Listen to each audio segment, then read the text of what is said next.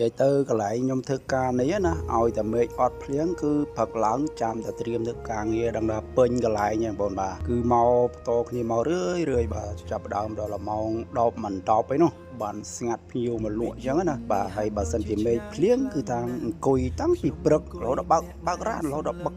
បិទរានវិញគឺ make ភ្លៀងអ្នកគាត់ជាកស៊ូគាត់ជាអត់បានអញ្ចឹងណាហើយបើសិនជាមេឃអត់ភ្លៀងគឺថាត្រៀមទៅបាទដល់បែកញើសហើយវាមិនច្រើនទេម៉ានទេមកដោយសារតែកន្លែងហ្នឹងវាគាត់ដៃតែ2នាក់អញ្ចឹងណាអញ្ចឹងវាតែ4 5តោន3 4តោនហ្នឹងគឺវារៀងហត់គួរសមដែរណាហើយមានអាចជ័រដែរអញ្ចឹងទៅបើសិនជាអត់មានអាចជ័រយើងចុះទឹកកស៊ូហ្នឹងយើងចុះ2នាក់អញ្ចឹងហើយចុះគឺមិនបាច់លើកអត់មានអីទេបង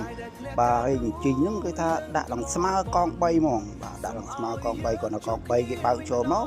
ថយមកដល់ជីងមកយើងអង្គលពីកង3ហ្នឹងយកមកដាក់លើជីងមកហើយតានេះមានតកែគាត់ចាំថ្លឹងហ្នឹងហើយបាទថ្ងៃណាដែលថាគាត់អត់នៅទៅយើងពីរអ្នកคนដៃនេះឯងយើងថ្លឹងឲ្យកត់ទុកឲ្យគាត់ទៅណាអញ្ចឹងវាអត់ប្របាទេបងប្អូនបាទហើយពេលនេះទៅយើងក៏ដួសទឹកជ័រដាក់កូនចានទូចមកដើម្បីគេយកទៅធ្វើផ្សេងណាដើម្បីគេគិតតម្លៃក៏ដេកឲ្យអញ្ចឹងគាត់ទៅថ្លឹងហើយយើងដួសផ្សេងដួសឲ្យយើងចាក់ឈុចតែម្ដងបាទយើងចាក់ឈុចមិនបាច់ចាំលើកចាក់ឲ្យទេព្រោះបហ្នឹងគេធ្វើគេជីកដីហ្មងដល់គេជីកដីបហ្នឹងដាក់បាន5តោនបាទដាក់បាន5តោនអញ្ចឹងគាត់ថាយើងថ្លឹងហើយចាក់ឈុចចូលហ្មងហើយចាក់ហ្នឹងជាមាននេះដាក់ត្រង់ហ្មងបាទដាក់ដែកប្រហុកទូចមកការពារកុំឲ្យវាបន្តិចអាចជួយដល់ថាវាធ្លាក់ចូលទៅក្នុងបហ្នឹងពេលយើងបោមកវាស្ទះអញ្ចឹងណាអញ្ចឹងយើងដាក់ត្រង់ឲ្យវាស្អាតតិចមក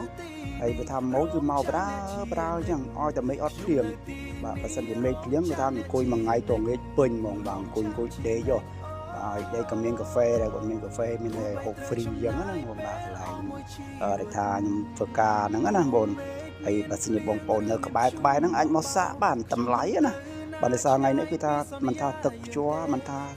អាចជ័រទេវារៀងចុះបាទមិនរៀងចុះខ្លាំងមែនតើបាទទឹកស៊ូថ្ងៃនេះគឺចុះខ្លាំងណាបើអាចជ័រក៏វាចុះដែរហ្មងបាទអញ្ចឹងគាត់ឲ្យហ៊ានទិញមកអត់ហ៊ានស្តុកទុកយូរទេបាទមួយថ្ងៃសុងហើយ